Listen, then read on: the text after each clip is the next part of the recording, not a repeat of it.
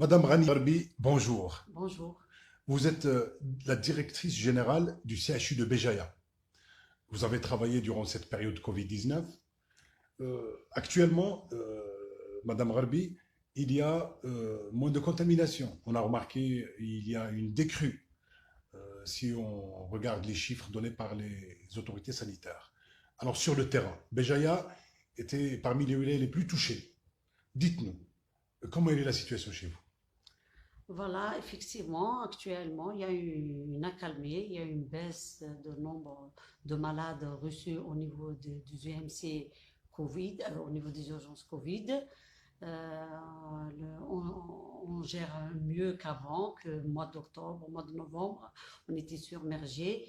Mais actuellement, quand même, il y a une baisse considérable de nombre d'admissions reçues au niveau de pavillons des urgences Covid. Il y a moins de pression sur le personnel de santé. Bien sûr, effectivement, suite à cette accalmie, il y a moins de pression sur notre personnel. Et Très bien. Donc, puisqu'au début, on a dédié tous les services au Covid-19, c'est au détriment des autres spécialités. Est-ce que vous avez pensé en fait, à reprendre les autres activités?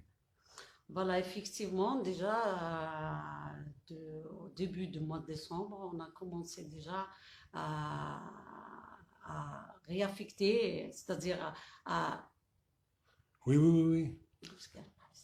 À récupérer les... voilà. Alors depuis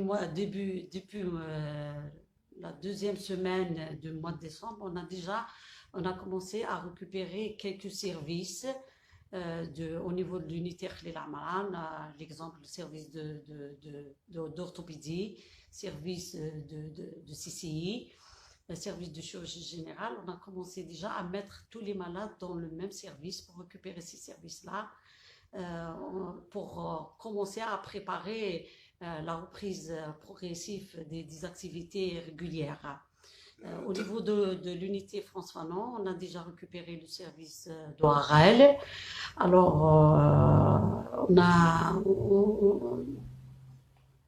Oui, le service ORL, donc vous l'avez récupéré. voilà, on a récupéré le service d'oral au niveau de l'unité France Fanon. On a provoqué un conseil scientifique pour poser la question, c'est-à-dire pour déjà préparer la période de reprise d'activités chirurgicales et des activités médicales. Finalement, on a discuté le cas, on a discuté la situation épidémiologique au niveau de la wilaya de Béjaïa. Le conseil scientifique, pour le moment, il a donné une quinzaine de jours pour rediscuter la question, c'est-à-dire on reste toujours vigilant si jamais. Excellent. Donc le dispositif est maintenu. Le dispositif, il est toujours maintenu. On ne sait jamais. Alors le conseil scientifique, il a donné une quinzaine de jours pour voir plus clair avant de décider de la reprise définitive des activités. Excellent. Il y a la décrue et l'Algérie aujourd'hui se prépare pour la vaccination anti-Covid. Est-ce que ici, à votre niveau, on est prêt? Est-ce que vous êtes prêt? Exactement. On a reçu les canevas du ministère de la Santé. On les a renseignés par rapport au recensement de tous les équipements de la chaîne de froide, tous les équipements, tous les moyens roulants, la liste des personnels et des équipes vaccinatrices. On a recensé tout ça. On les a remis au ministère de la Santé pour bien sûr pour plus d'informations sur les moyens existants au niveau du CHU de Béjaïa. Concernant la vaccination au niveau du CHU, c'est-à-dire nous, on est concernés par la vaccination du personnel, des personnels soignants. On est prêt pour vacciner. Pour vacciner. Donc on va commencer par le personnel. Le personnel soignant. Oui. Et vous allez peut-être même aider bien sûr, les éventuellement, nous, on est à la disposition de la DSP pour aider et mettre les moyens du CHU pour les UPSP pour effectuer cette opération la plus importante. Un message à la population?